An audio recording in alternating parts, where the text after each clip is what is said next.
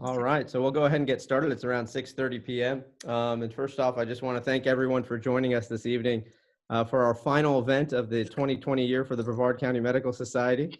It's first off, I'll just give a speech that says it's been a true pleasure and honor presiding as the president of BCMS during this unique and challenging year, I think, for all of us.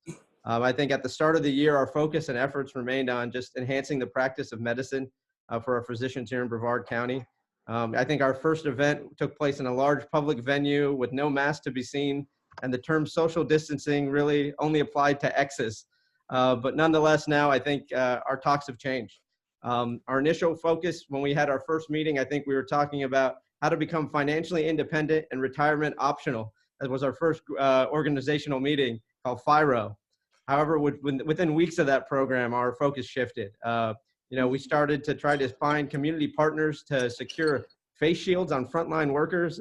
We had seminars about how to keep our paycheck protection program alive for our practices and for our staff, and how to make sure that we are learning about the CDC guidelines on a daily, weekly, or even hourly basis, and learn how to transform our huge waiting rooms and our office spaces and our hospitals into isolation wards and suites, while also continuing to make parking lots the new waiting room out there. So for BCMS, it also created a new virtual environment, which we hadn't had previously. And I think while we couldn't, be in large indoor venues and shake hands, we still found a way to stay connected. And I actually think we took a page from our kids and became e-learners and Zoom masters. Seeing them, use this platform and technology, I think it was time for us to do the same.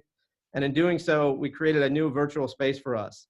And while, we weren't able to be together physically, we still shared bonds and strengthened our relationship during this virtual platform, and shared ideas and lessons learned in the field. And like tonight, we're going to learn some more lessons from our leaders out there as well.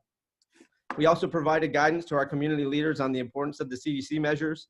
And we wanted to make sure and ensure that our frontline heroes had an opportunity to share their stories and explain to our partners in our communities of what they were experiencing.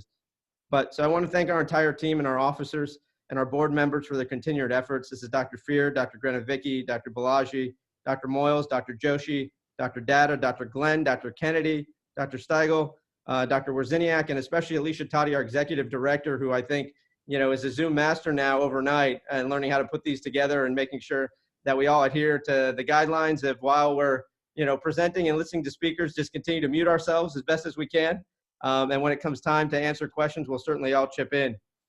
With that, let's start our program. And as always, we always want to thank our sponsors. They're always helpful and just making sure that we can continue to support our efforts and educate the public. So with that, let's see if I can transition over to the next slide, which is the sponsor slide, of course. This includes Florida Pain Institute, Champion Home Health, Ackerman Consulting, Vitas Healthcare, VNA Nursing, and Legal Shield for Brevard. Also, we'd like to share that this is our election results meeting.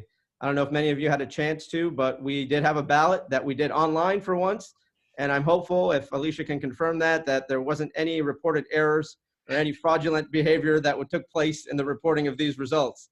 Also, it makes it easier when they're unopposed ballots. So we didn't have to worry about any other concerns. But with that we have our president, Dr. Adam Fear, our president-elect, Dr. Robert Kennedy. We have Lance Grenovicki as maintaining as our treasurer, our board of governors, Dr. Kyle Moyles, Dr. Pedro Carmona, Dr. Gobi Balaji, Dr. Stano Stiegel, myself, Dr. Rafael Tres Palacios, Dr. Lauren Loftus, and then we have our FMA delegates, Dr. Grenovicki, Dr. Data, Dr. Balaji, Dr. Fear, Dr. Wierzeniak, and also myself as well. With that, I'm going to toss it over to Dr. Fear. Congratulations on being the president. I know that was a tough election, obviously, but you're the right person for the job, and we thank you for helping us lead into 2021. With that, we'll give the podium to you.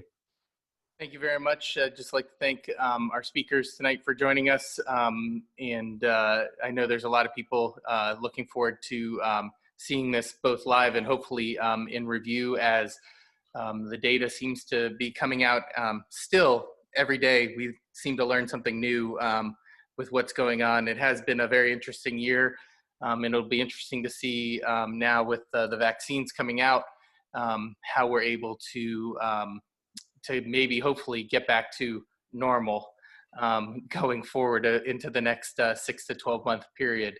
I look forward to talking more in January at our meeting as far as the pathway forward for my year as president. I don't